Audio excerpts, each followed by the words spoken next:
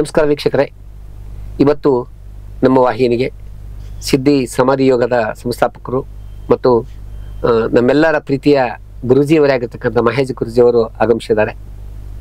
ಸಿದ್ಧಿ ಸಮಾಧಿ ಯೋಗ ಅಂದ್ರೇನು, ಅದು ಹೇಗೆ, ಅದು ಯಾವ ರೀತಿ ಇದೆ, ನಾವಿವತ್ತು ತುಂಬ ಒತ್ತಡದ ಬದುಕ್ತಾ ಇದ್ದೀವಿ. ತುಂಬ ಆತಂಕದ ವಿಷಯ ಅಂದರೆ ಇತ್ತೀಚೆಗೆ ಯುವಕರಲ್ಲಿ ಅನೇಕ ಹೃದಯಾಘಾತಗಳಾಗ್ತಾ ಇವೆ. ಅವರ ಜೀವನ ಶೈಲಿ ಇರ್ಬೋದು, ಆತಂಕ ಮತ್ತು ತಲ್ಲಣದ ಬದುಕು ಇರ್ಬೋದು. ಈ ಎಲ್ಲ ಅವಘಡಗಳಿಗೆ ಔಷಧದ ಮೊರೆ ಹೋಗುವುದಕ್ಕಿಂತ ಧ್ಯಾನದ ಮತ್ತು ನಮ್ಮೊಳಗಿನ ನಾವು ಅರಿತುಕೊಳ್ಳೋಕ್ಕೆ ಸಿದ್ಧಿ ಸಮಾಧಿ ಯೋಗ ಆರಂಭವಾಗಿದೆ. ಇವತ್ತು ವೀಕ್ಷಕರ ಪರವಾಗಿ, ನಿಮ್ಮೆಲ್ಲರ ಪರವಾಗಿ ನಮ್ಮ ವಾಹಿನಿಗೆ ಬಂದಿರತಕ್ಕಂಥ ಮಹೇಶ್ ಗುರುಜಿಯವರಿಗೆ ತುಂಬ ಸ್ವಾಗತ ಸರ್. Thank you. ಬುದ್ಧಿ, ಸಿದ್ಧಿ ಸಮಾಧಿ ಯೋಗ ಅಂದರೆ ಏನು, ಅದು ಏನನ್ನು ಪ್ರತಿನಿಧಿಸ್ತದೆ? ಓಕೆ, ಸೊ ಮೊದಲಿಗೆ ಸಿದ್ಧಿ ಸಮಾಧಿ ಯೋಗ ಅಲ್ಲ, ಇದು ಆಕ್ಚುಲಿ ಸಿದ್ಧ ಸಮಾಧಿ. ಓಕೆ, ಸೊ ಸಿದ್ಧ ಸಮಾಧಿ ಯೋಗ ಒಂದು ಆಧ್ಯಾತ್ಮಿಕ ಕಾರ್ಯಕ್ರಮ ಆಕ್ಚುಲಿ. ಸೊ ಆಧ್ಯಾತ್ಮವನ್ನ ಪರಿಚಯ ಮಾಡುವಂಥದ್ದು, ಸಾಮಾನ್ಯರಿಗೂ ಕೂಡ ಆಧ್ಯಾತ್ಮವನ್ನ ಕೊಡುವಂತ ಒಂದು ವ್ಯವಸ್ಥೆ ಇದೆ. ಗುರೂಜಿ ಶ್ರೀ ರಿಷಿ ಪ್ರಭಾಕರ್ ಜಿ ಅವರಿಂದ ಇದು ಸಂಸ್ಥಾಪನೆಗೊಂಡಿರುವಂಥದ್ದು. ಸೊ ಗುರೂಜಿ ಯಾತಕ್ಕೆ ಇದನ್ನು ಕೊಟ್ಟರು ಅಂದರೆ, ಸೊ ಅವ್ರಿಗೊಂದು ಇಚ್ಛೆ ಇತ್ತಂತೆ, ಪ್ರಪಂಚದಲ್ಲಿ ಎಲ್ಲರೂ ಕೂಡ ಆನಂದವಾಗಿ ಆರೋಗ್ಯವಾಗಿ ಜೀವನ ಮಾಡಬೇಕು ಅನ್ನೋ ಉದ್ದೇಶ ಅವರಲ್ಲಿ ಇರ್ತಾ ಇತ್ತು. ಸೊ ಆ ಒಂದು ಕ್ವೆಸ್ಟಲ್ಲೇ ಅವರು ಈ ಒಂದು ಸಾಧನೆಯನ್ನು ಜಗತ್ತಿಗೆ ಕೊಟ್ಟಿದ್ದಾರೆ. ಸೊ ಇದರಿಂದ ಮುಖ್ಯವಾಗಿ ಏನಾಗತ್ತೆ ಪರಿಣಾಮಗಳನ್ನ ಹೇಳ್ಬೋದೇ ಹೊರತು ಇದು ಏನು ಅನ್ನೋದನ್ನು ಹೇಳೋಕ್ಕೆ ಸಾಧ್ಯನೇ ಇಲ್ಲ ಅಂತಾರೆ ಗುರೂಜಿ. ಏನು ಪರಿಣಾಮ ಆಗತ್ತೆ ಅಂದರೆ, ವ್ಯಕ್ತಿ ಆನಂದವಾಗಿರ್ತಾನೆ, ಕಾರಣರಹಿತವಾಗಿ ಆನಂದವಾಗಿರ್ತಾನೆ. ಈಗ ನೋಡಿ, ನಮ್ಮ ಜೀವನದಲ್ಲಿ ನಾವು ಆನಂದವನ್ನು ಹುಡುಕ್ತಾ ಇದ್ವಿ. ಸಾಮಾನ್ಯವಾಗಿ ಏನೋ ಮಾಡೋದ್ರಿಂದ ಆನಂದ ಆಗ್ತದೆ ಅಂತ ಜೀವನ ಮಾಡ್ತಿದ್ವಿ. ಆಕ್ಚುಲಿ ಆನಂದದಿಂದ ಜೀವನ ಮಾಡಬೇಕೆ ಹೊರತು ಆನಂದಕ್ಕೋಸ್ಕರ ಜೀವನ ಮಾಡೋದು ಹುಡುಕ್ತಾ ಇದೀವಿ ನಾವು, ಹುಡುಕ್ಬಾರ್ದು. ಆಕ್ಚುಲಿ ಆನಂದವಾಗಿ ಜೀವನ ಮಾಡ್ಬೋದು, ಬಟ್ ಯಾಕೆ ಮಾಡ್ತಾ ಇಲ್ಲ ಅಂದ್ರೆ ಕೆಲವೊಂದನ್ನು ನಾವೇನೋ ತಿಳ್ಕೊಂಡಿಲ್ಲ ಅಂತ ಹೇಳ್ತಾರೆ ಗುರೂಜಿ. ಏನ್ ತಿಳ್ಕೋಬೇಕು ಅಂದ್ರೆ, ನಿಜವಾಗ್ಲೂ ನಮ್ಮ ಬಗ್ಗೆ ನಮ್ಗೆ ಒಂದು ಅರಿವನ್ನ ಬೆಳೆಸ್ಕೋಬೇಕು ಅಂತಾರೆ. ಈಗ ನಮ್ಮ ಶರಣರು ಹೇಳಿದಾಗೆ ಅರಿತೊಡೆ ಶರಣ, ಮರೆತೊಡೆ ಮಾನವ ಅಂತ. ಅಂದ್ರೆ ಅರಿವು, ಏನ್ ಅರಿವು? ನಾನು ಯಾರು ಅನ್ನೋ ಅರಿವನ್ನ ನಾವು ಹೊಂದಿದಾಗ ಬಹುಶಃ ಜೀವನದ ಎಲ್ಲಾ ಸಮಸ್ಯೆಗಳಿಗೂ ಒಂದು ಉತ್ತರ ಇದೆ ಅಂತ ಹೇಳ್ತಾರೆ. ಸೊ ಏನ್ ತಿಳ್ಕೋಬೇಕು? ನಾನು ಯಾರು ಅನ್ನೋ ಕ್ವೆಸ್ಟ್ ಮಾಡ್ಬೇಕಂತ, ಅಂದ್ರೆ ಆ ಪ್ರಶ್ನೆ ಹುಡ್ಕೊಂತ ಹೋಗ್ಬೇಕು. ಬಟ್ ಈಗಿನ ಜೀವನದಲ್ಲಿ ನಾವು ಅದನ್ನ ಹುಡುಕೋದು ಅವಶ್ಯಕತೆ ಇಲ್ಲ. ಅವ್ರು ಯಾರಂತ ನೋಡ್ತೀವಿ ಹೊರತು ನಾವು ಯಾರಂತ ನೋಡ್ತಾ ಇಲ್ಲ. ಓಕೆ, ಸೊ ಗುರೂಜಿ ಇದನ್ನ ತುಂಬಾ ಸರಳವಾಗಿ ಕೊಟ್ಟಿದ್ದಾರೆ. ನಿಜವಾಗ್ಲೂ ನೀನು ಯಾರು ಅನ್ನೋ ಅನುಭವ ನಮ್ಗೆ ಆಗ್ತದೆ ಈ ಒಂದು ಕಾರ್ಯಕ್ರಮದಿಂದ. ಇದು ಮೂಲ ಉದ್ದೇಶ. ಇದು ಎಲ್ಲದಕ್ಕೂ ಪರಿಹಾರ ಕೊಡುತ್ತೆ. ಈ ಆತಂಕದ ಬದುಕು ಗುರೂಜಿ, ನಾವು ಬಹುಶಃ ಇತ್ತೀಚಿನ ದಿನಮಾನಗಳಲ್ಲಿ ತುಂಬಾ ಆತಂಕ ಅಂದ್ರೆ 2022ಗಿಂತ 23-24ರಲ್ಲಿ ಯುವಕರು ಹೃದಯಾಘಾತದಲ್ಲಿ ಒಳಗಾಗ್ತಾ ಇದ್ದಾರೆ. ಅವರ ಜೀವನ ಶೈಲಿ ಕಾರಣನೋ ಅಥವಾ ಏನ್ ಕಾರಣ ಅಂತ ವಿಜ್ಞಾನಿಗಳಿಗೂ ಕೂಡ ಪ್ರಶ್ನಾರ್ಥಕ್ಕಿದೆ. ಇಂತಹ ಸಂದರ್ಭದಲ್ಲಿ ಯುವಕರ ಆರೋಗ್ಯವನ್ನು ಹೇಗೆ ಸುಧಾರಿಸ್ಕೋಬೇಕು? ಸೊ ಮೊದಲಿಗೆ ಯುವಕರಿಗೆ ಒಂದು ಸರಿಯಾದಂತಹ ಒಂದು ಪಾತ್ ಅರ್ಥ ಆಗ್ಬೇಕಾಗಿದೆ. ಸೊ ಯಾವ ಪಾತಲ್ಲಿ ಹೋಗ್ತಿದೀವಿ ಅಂದ್ರೆ, ನಮ್ ಕಣ್ಣಿಗೆ ಏನ್ ಕಾಣಿಸ್ತಿದೆಯೋ ಅದು ನಿಜ ಅನ್ನೋ ಪಾತಲ್ಲಿ ಹೋಗ್ತಾ ಭ್ರಮೆ. ಇದನ್ನ ಎಲ್ಲರೂ ಹೀಗಿದ್ದಾರೆ, ಸೊ ನಾನು ಹೀಗಿದ್ಬಿಟ್ರೆ ಚೆನ್ನಾಗಿರ್ತೀನಿ ಅನ್ನೋ ಭಾವನೆಯಲ್ಲಿ ಇದೀವಿ. ಸೊ ಆತರ ಜೀವನ ಮಾಡೋದು ತಪ್ಪು ಅಂತ ಇಲ್ಲ. ಏನೋ ನಾನು ಅಚೀವ್ ಮಾಡ್ಬೇಕು ಅನ್ನೋದು ತಪ್ಪು ಅಲ್ಲ, ನಾನು ದುಡ್ಡು ಗಳಿಸ್ಬೇಕು ಅನ್ನೋದು ತಪ್ಪು ಅಲ್ಲ. ಸೊ ಜೀವನದಲ್ಲಿ ಕೆಲವೊಂದನ್ನ ನಾವು ಅನುಭವಿಸ್ಬೇಕು ಅನ್ನೋದು ಎಲ್ಲರಿಗೂ ಇರುವಂತ ಇಷ್ಟನೇ. ಆದ್ರೆ ಪಾಸಿಟಿವ್ ಆಗಿ ನಾವು ಹೋಗ್ತಾ ಇಲ್ಲ, ಎಲ್ಲೋ ನೆಗೆಟಿವ್ ಆಟಿಟ್ಯೂಡ್ ಅಲ್ಲಿ ಹೋಗ್ತಾ ಇದ್ವಿ. ನಮ್ಗೆ ಕಣ್ಣಿಗೆ ಕಾಣಿಸುವಂತ ಒಂದು ರೀತಿ ಸ್ಟಿಮ್ಯುಲೇಷನ್ಸ್ ಅನುಭವಿಸ್ತಾ ಇದ್ವಿ. ಅಂದ್ರೆ ಸುಖವನ್ನ ನೋಡ್ತಿದ್ವಿ ಹೊರತು ಆನಂದವನ್ನ ನೋಡ್ತಾ ಇಲ್ಲ. ಸುಖಕ್ಕೂ ಆನಂದಕ್ಕೂ ತುಂಬಾ ವ್ಯತ್ಯಾಸ. ಸುಖ ಅಂದ್ರೆ ಆ ಕ್ಷಣದಲ್ಲಿ ಆಗಿ ಹೋಗ್ಬಿಡುವಂಥದ್ದು. ಆನಂದ ಏನಂದ್ರೆ ಯಾವಾಗ್ಲೂ ಆ ಸ್ಥಿತಿನಲ್ಲಿ ಇರುವಂತದ್ದು. ಸೊ ಈ ಒಂದು ಅರಿವು ಆದಾಗ ಯುವಕರು ತುಂಬಾ ಬದಲಾವಣೆ ಆಗ್ತಾರೆ. ಇದು ನಮ್ಮ ಕಾರ್ಯಕ್ರಮದಲ್ಲಿ ನೋಡ್ತಾ ಇದ್ದೀವಿ. ಸೊ ಯುವಕರು ತುಂಬಾ ಜನ ಕ್ಲಾಸಸ್ ಬರ್ತಾ ಇದ್ದಾರೆ. ಅವ್ರು ಎಷ್ಟು ಇನ್ಸ್ಪೈರ್ ಆಗ್ತಾರೆ ಅಂದ್ರೆ, ತಮ್ಮ ಜೀವನವನ್ನ ಸರಿಯಾದ ಮಾರ್ಗದಲ್ಲಿ ತಗೊಂಡು ಹೋಗ್ತಿದ್ದಾರೆ. ಒಂದು ಉದಾಹರಣೆ ಹೇಳಿಕ್ಕೆ ಇಷ್ಟಪಡ್ತೇನೆ. ಸೊ ಒಬ್ಬ ಹುಡುಗ PUC ಮುಗ್ದಿತ್ತು ಅನ್ಸುತ್ತೆ.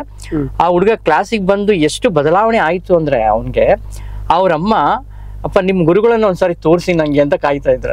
ಕೊನೆಗೆ ಬಂದ್ರು ಅವರು ನಮ್ಮ ಹತ್ರಕ್ಕೆ. ಸೊ ಅಂದ್ರೆ ಅಷ್ಟು ಪರಿವರ್ತನೆ ಯುವಕರಲ್ಲಿ ಆಗ್ತಾ ಇದೆ. ಏನ್ ಕಾರಣ ಅಂದ್ರೆ, ಸೊ ಆ ಜ್ಞಾನ ಸರಿಯಾದ ಮಾರ್ಗವನ್ನು ಕೊಡ್ತಾ ಇದೆ. ಸೊ ಯುವಕರ ಏನು ಸಮಸ್ಯೆಗಳಿದೆಯಲ್ಲ, ಆ ಎಲ್ಲಾ ಸಮಸ್ಯೆಗಳಿಗೆ ಆನ್ಸರ್ ಸಿಕ್ಕತ್ತೆ. ನಾನು ಏನ್ ಜೀವನ ಮಾಡ್ಬೇಕು, ಹೇಗ್ ಮಾಡ್ಬೇಕು, ಮತ್ತು ಸಹಜವಾಗಿ ಆರೋಗ್ಯನೂ ಬದಲಾಗಿ ಬಿಡುತ್ತದೆ. ಸೊ ಕೆಲವೊಂದು ಹೆರಿಡಿಟರಿ ಸಮಸ್ಯೆಗಳು ಇರ್ಬೋದು, ಅಂಥದ್ದು ಕೂಡ ಬದಲಾವಣೆ ಆಗ್ತದೆ. ಅದ್ರಲ್ಲಿ ಆನುವಂಶಿಕವಾಗಿ ಬಂದಿರತಕ್ಕಂಥವು ಕೂಡ ಬದಲಾವಣೆ, ಖಂಡಿತ ಬದಲಾವಣೆ ಆಗೋಕೆ ತುಂಬಾ ಸಾಧ್ಯತೆಗಳಿದೆ. ಸೊ ಈಗ ಈ ಜೀವನದಲ್ಲಿ ಬಂದಿರೋಂಥ ಸುಲಭವಾಗಿ ಹೊರಟೆ ಹೋಗ್ಬಿಡುತ್ತೆ ಅದು. ಓಕೆ, ಸೊ ಅದಕ್ಕೆ ಮಾರ್ಗ ಏನಂದ್ರೆ ಸರಿಯಾದನ್ನ ತಿಳ್ಕೊಂಡು ಜೀವನ ಮಾಡೋಣ. ನೋಡಿ, ಉದಾಹರಣೆಗೆ ನಮ್ಗೆ ಯಾವುದ್ರ ಬಗ್ಗೆ ಚೆನ್ನಾಗಿ ಗೊತ್ತಿರುತ್ತೋ ಅದನ್ನ ಚೆನ್ನಾಗಿ ಬಳಕೆ ಮಾಡ್ತೀವಿ ನಾವು.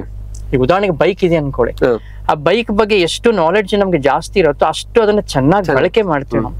ಈಗ ಗೊತ್ತಿಲ್ಲದೆ ಇರುವಂತ ವ್ಯಕ್ತಿಗೆ ಬೈಕ್ ಕೊಟ್ರೆ ಏನ್ ಮಾಡ್ಬೋದು? ಬಹಳ ಅಂದ್ರೆ ಏನು ಗೊತ್ತಿಲ್ಲ ಬೈಕ್ ಅನ್ಕೊಳ್ಳಿ, ಏನ್ ಮಾಡ್ಬೋದು? ಜೋರಾಗಿ ರೇಸ್ಬಿಟ್ಟು ಆಕ್ಸಿಡೆಂಟ್ ಮಾಡ್ಕೋಬಹುದು, ಅಥವಾ ಗಾಡಿ ಆತರ ಆಗದೆ ಇರ್ಬೋದು. ಅಂದ್ರೆ ಗಾಡಿನೇ ಪರಿಚಯ ಇಲ್ದಿರೋ ವ್ಯಕ್ತಿ ಗಾಡಿನ ಕೊಟ್ರೆ ಬಹಳ ಅಂದ್ರೆ ಏನ್ ಮಾಡ್ಬೋದು? ತಳ್ಕೊಂಡು ಹೋಗ್ಬೋದು. ಆದ್ರೆ ಗಾಡಿ ಬಗ್ಗೆ ಚೆನ್ನಾಗಿ ನಾಲೆಡ್ಜ್ ಇರೋ ವ್ಯಕ್ತಿ ಏನ್ ಮಾಡ್ತಾನೆ ಅಂದ್ರೆ ಅದನ್ನ ಚೆನ್ನಾಗಿ ಉಪಯೋಗಿಸ್ಕೊತಾನೆ, ತನ್ನ ಜೀವನಕ್ಕೆ ಉಪಯೋಗಿಸ್ಕೊತಾನೆ. ಹಂಗೆ ನಮ್ಮ ಜೀವನವನ್ನ ನಾವು ಚೆನ್ನಾಗಿ ಅರ್ಥಕೊಂಡಾಗ ನಾನು ಯಾರು, ನಿಜವಾಗ್ಲೂ ಜೀವನ ಎಷ್ಟು ಉತ್ತಮವಾಗಿ ಮಾಡ್ಬೋದು ಅಂತ ನಂಗೆ ಅರಿವಾದ್ರೆ ನಾನು ನನ್ನ ಫುಲ್ ಎಕ್ಸ್ಟೆಂಟ್ ಲೈಫ್ ಮಾಡ್ತೀನಿ, ನಾನು ಸಹಜವಾಗಿ ಮಾಡ್ತೇನೆ. ಸೊ ಅದು ಯುವಕರಿಗೆ ಬೇಕಾಗಿದೆ ಇವತ್ತಿನ ಜೀವನದಲ್ಲಿ.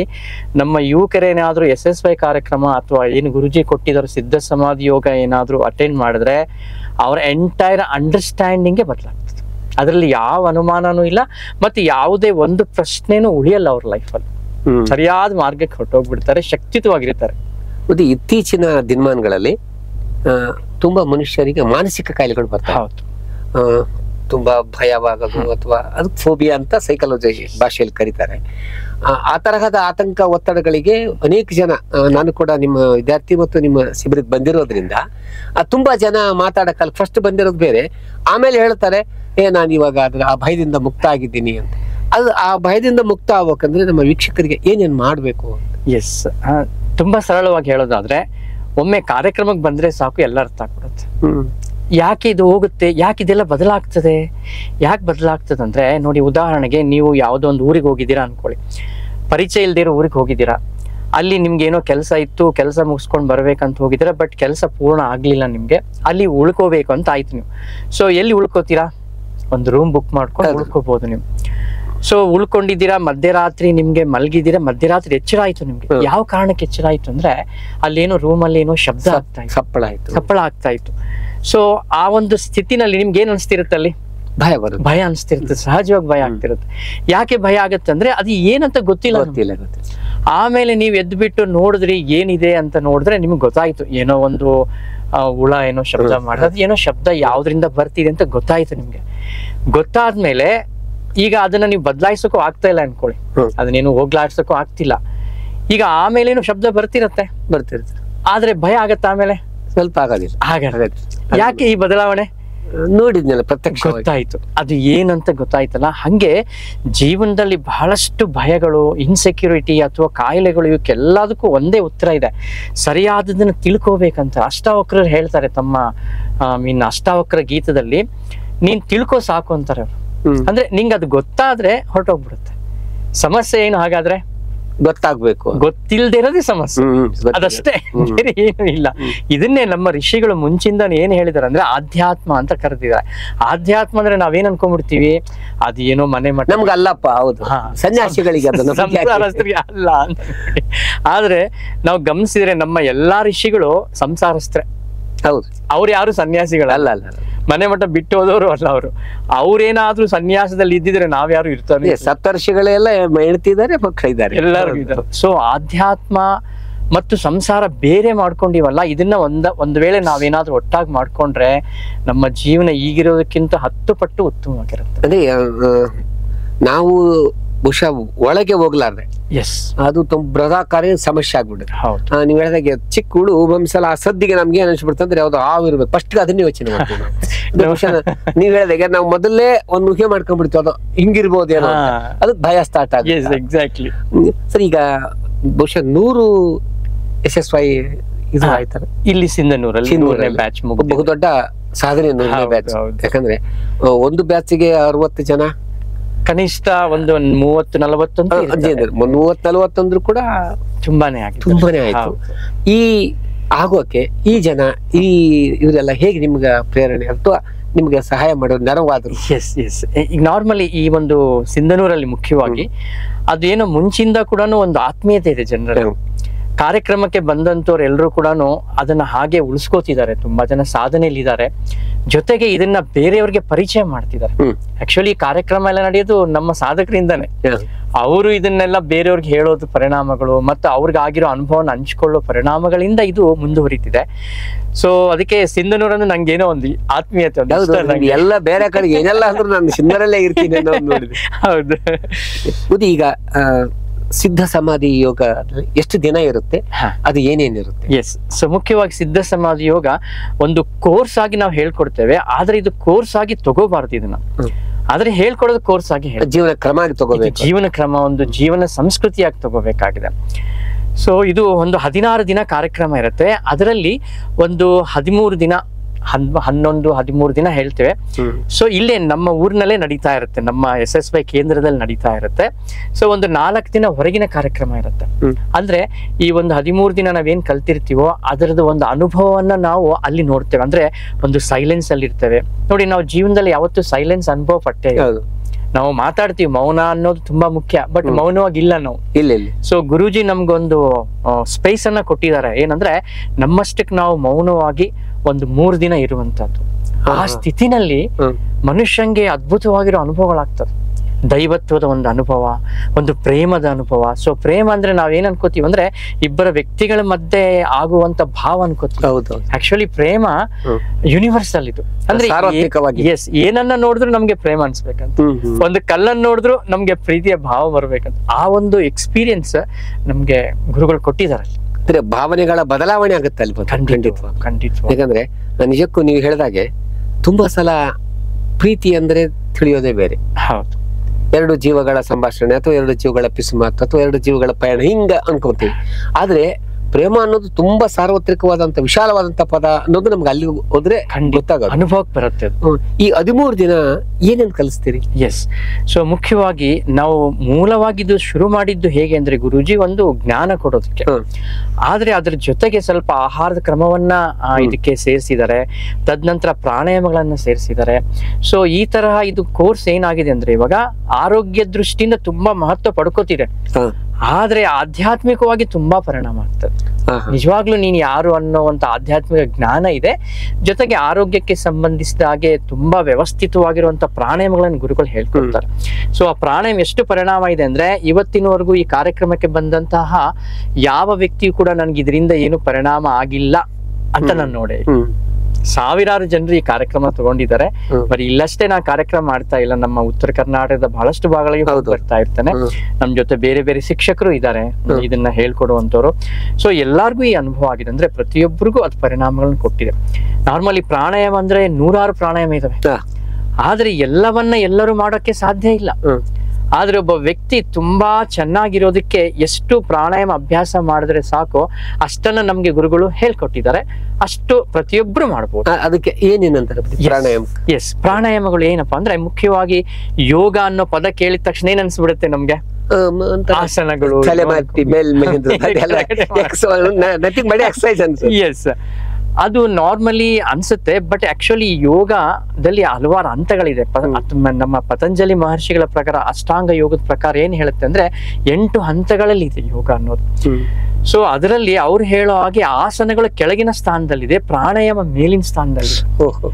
ಸೊ ಇಲ್ಲಿ ನಾವು ಹೇಳ್ಕೊಡೋದೇನಂದ್ರೆ ಮುಖ್ಯವಾಗಿ ಫೋಕಸ್ ಮಾಡ್ತಿರೋದು ಪ್ರಾಣಾಯಾಮಗಳು. ಅಂದ್ರೆ ಸೆಲ್ಯುಲಾರ್ ಬಾಡಿ ಅಂತಿದೆ ನಮ್ಗೆ, ಅಂದ್ರೆ ನಮ್ಗೆ ಆರ್ಗನ್ಸ್ ಇದೆ, ಆರ್ಗನ್ಸ್ ಅಲ್ಲಿ ಮತ್ತೆ ಸೆಲ್ಸ್ ಇದೆ. ಸೊ ಸೆಲ್ಯುಲಾರ್ ಬಾಡಿಗೆ ಟ್ರೀಟ್ಮೆಂಟ್ ನಡೀತದೆ ಹೊರತು ಅಂದ್ರೆ ಪ್ರಾಣ ಸೆಲ್ಸ್ ಗೆ ಕೊಡುತ್ತೆ. ಆಕ್ಚುಲಿ ಮನುಷ್ಯ ನಿರ್ಮಾಣ ಆಗಿರೋದೇ ಯಾವ್ದ್ರಿಂದ ಅಂದ್ರೆ ಸೆಲ್ಸ್. ಸೆಲ್ ಬಿಟ್ರೆ ಬೇರೆ ಏನು ಇಲ್ಲ ದೇಹದಲ್ಲಿ. ಸೊ ನಾವು ಪ್ರತಿಯೊಂದು ಸೆಲ್ಗೂ ಪ್ರಾಣವನ್ನ ತಲುಪಿಸುವಂತ ಒಂದು ವಿಧಾನ ಏನಿದೆಲ್ಲ ಆ ವಿಧಾನಕ್ಕೆ ಪ್ರಾಣಾಯಾಮ ಅಂತ ಕರಿತೇವೆ. ಇದನ್ನ ಮಾಡೋದಕ್ಕೆ ನೀವೇನು ನಿಂತ್ಕೋಬೇಕಾಗಿಲ್ಲ, ಬಾಗಬೇಕಾಗಿಲ್ಲ, ಎಂಥದ್ದು ಇಲ್ಲ. ಕುತ್ಕೊಂಡು ಉಸಿರಾಟವನ್ನ ಕ್ರಮಬದ್ಧವಾಗಿ ಮಾಡ್ತೀವಿ ಅಷ್ಟೇ. ಸೊ ಇದು ಎಷ್ಟು ವಯಸ್ಸಿದ್ದವರು ಮಾಡ್ಬೋದು. ಯಾಕೆ ಅಂದ್ರೆ ನನಗೆ ತಿಳಿದ ಮಟ್ಟಿಗೆ ನಾವು ಯಾರು ಕೂಡ ಕ್ರಮಬದ್ಧವಾಗಿ ಉಸಿರಾಟ ಮಾಡ್ತಾ ಇಲ್ಲ. 100% ಸತ್ಯ ನೀವು ಹೇಳ್ತೀರಾ, ತುಂಬಾ ಚೆನ್ನಾಗಿ ಹೇಳಿದ್ರಿ ಈ ಮಾತನ್ನ. ಸೊ ನಾವು ಕ್ರಮಬದ್ಧವಾಗಿ ಉಸಿರಾಟ ಮಾಡ್ತಾ ಇಲ್ಲ. ಎಷ್ಟು ಉಸಿರಾಟ ಮಾಡ್ತಿದೀವಿ ಅಂದ್ರೆ ಕೇವಲ 20% ಮಾತ್ರ ಉಸಿರಾಟ ಮಾಡ್ತೀವಿ. ಅಂದ್ರೆ 80% ಶ್ವಾಸಕೋಶವನ್ನು ಬಳಸ್ಕೊಂಡಿಲ್ಲ. ಎಸ್, ಓ ಮೈ ಗಾಡ್, ಮಾಡ್ತಾನೆ ಇಲ್ಲ. ಬೇಕಾದ್ರೆ ನೋಡಿ, ನೀವೇ ಒಂದು ಪ್ರಯೋಗ ಮಾಡಿ ನೋಡ್ಬೋದು. ದೀರ್ಘವಾಗಿ ಉಸಿರು ತಗೊಂಡಾಗ ಎಷ್ಟು ತಗೋತೀವಿ ಉಸಿರನ್ನ ನಾವು, ನಿಧಾನವಾಗಿ ದೀರ್ಘವಾಗಿ ಉಸಿರು ತಗೊಂಡಾಗ ಎಷ್ಟು ತಗೋತೀವೋ ಅಷ್ಟು ಉಸಿರನ್ನ ಪ್ರತಿ ಸಾರಿ ಉಸಿರಾಟದಲ್ಲಿ ತಗೋತಿದೀವ? ಇಲ್ಲ ಇಲ್ಲ. ಓಕೆ, ಸೊ ಅಂದ್ರೆ 80% ನಾವು ಶ್ವಾಸಕೋಶವನ್ನ ನಾವು ಉಪಯೋಗಿಸ್ಕೊಂತಿಲ್ಲ. ಪ್ರಾಣಾಯಾಮ ಮಾಡ್ಬೇಕಾದ್ರೆ ಏನಾಗ್ತದೆ ಅಂದ್ರೆ ಆಲ್ಮೋಸ್ಟ್ 80 to 100% ನಮ್ಮ ಶ್ವಾಸಕೋಶವನ್ನು ಯೂಸ್ ಮಾಡ್ತೇವೆ ನಾವು. ಸೊ ನ್ಯಾಚುರಲಿ ನಮ್ಮ ಎನರ್ಜಿ ಏನಾಗಬೇಕು ಹೇಳಿ, ಚೆನ್ನಾಗಿ ಆಗ್ಲೇಬೇಕು. ಆಕ್ಚುಲಿ ದೇಹ ಚೆನ್ನಾಗಿರೋದು ಆಹಾರದಿಂದ ಅಲ್ಲ, ನೀರಿಂದನೂ ಅಲ್ಲ, ಉಸಿರಿನಿಂದನೇ. ಯಾಕೆ ಅಂದ್ರೆ ನೀವು ಊಟ ಇಲ್ದೆ ಇರ್ಬೋದು, ಅಟ್ಲೀಸ್ಟ್ ಒನ್ ಡೇ ಆದ್ರೂ ಕಷ್ಟ ಪಟ್ಕೊಂಡು ಇರ್ಬೋದು, ನೀರಿಲ್ದೇನು ಇರ್ಬೋದು ಅಲ್ಲ, ಉಸಿರಿಲ್ದೆ ಒಂದಿನ ಇರ್ತೀವ. ಹೌದೌದು, ನೀವು ಹೇಳಿದಾಗೆ ಈ ನಾನು ಕೂಡ ಹಲವಾರು ಕಡೆಗೆ ಪ್ರಯಾಣ ಮಾಡಿ ಬಂದಿದ್ದೀನಿ. ಅನೇಕ ಅಘೋರಿಗಳು ಸಾಧಕರು ಎಷ್ಟೋ ದಿನಗಳ ತನಕ ನೀರನ್ನು ಕುಡಿಯಲ್ಲ, ಊಟನೂ ಮಾಡಲ್ಲ. ಬಹುಶಃ ಅವರು ನೀವೇ ಹೇಳದ ಹಾಗೆ ಪ್ರಾಣಾಯಾಮವನ್ನೇ ಜೀವ ಉಳಿಸ್ತೈತೆ ಅದು ಅಂತ. ಯಾಕಂದ್ರೆ ಒಬ್ರು ನಾನು ಚಂದ್ರ ವರ್ಮಾ ಅಂತ ಅವ್ರ ಹೆಸರು, ಕಳೆದ 40 ದಿನಗಳಿಂದ ಅವ್ರು ಊಟ ಮಾಡಿಲ್ಲ. ಮತ್ತೆ ಸಾವಿರಾರು ಭಕ್ತರು ಸುತ್ತ.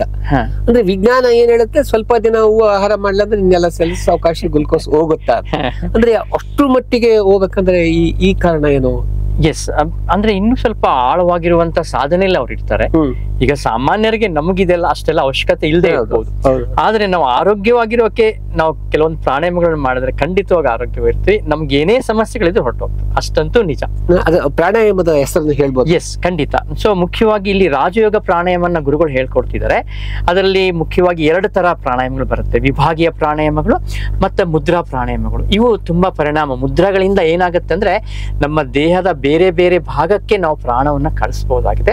ಅದ್ರ ಜೊತೆಗೆ ಸುಖ ಪ್ರಾಣಾಯಾಮ ಮತ್ತು ಮಹತ್ ಪ್ರಾಣಾಯಾಮ. ಸೊ ಮಹತ್ ಪ್ರಾಣಾಯಾಮ ಒಂದು ರೀತಿ ಆಧ್ಯಾತ್ಮಿಕಕ್ಕೆ ಸ್ವಲ್ಪ ಕನೆಕ್ಟ್ ಮಾಡುವಂತಹ ಪ್ರಾಣಾಯಾಮ ಅದು. ಸೊ ಇಷ್ಟನ್ನ ನಾವು ಗುರುಗಳು ನಮ್ಗೆ ಹೇಳ್ಕೊಡ್ತಾರೆ. ಇಷ್ಟನ್ನ ಅಭ್ಯಾಸ ಮಾಡಿದ್ರು ಸಾಕು, ನಾವು ತುಂಬಾ ಚೆನ್ನಾಗಿರಕ್ಕಾಗತ್ತೆ. ಇತ್ತೀಚೆಗೆ ಈ ಆಹಾರದ ಕ್ರಮ ಬಹಳ ಕೆಟ್ಟೋಗಿದೆ. ತುಂಬಾ ಆಯುರ್ವೇದಿಕ ಪಂಡಿತರು ಕಳವಳ ವ್ಯಕ್ತಪಡಿಸ್ತಾರೆ.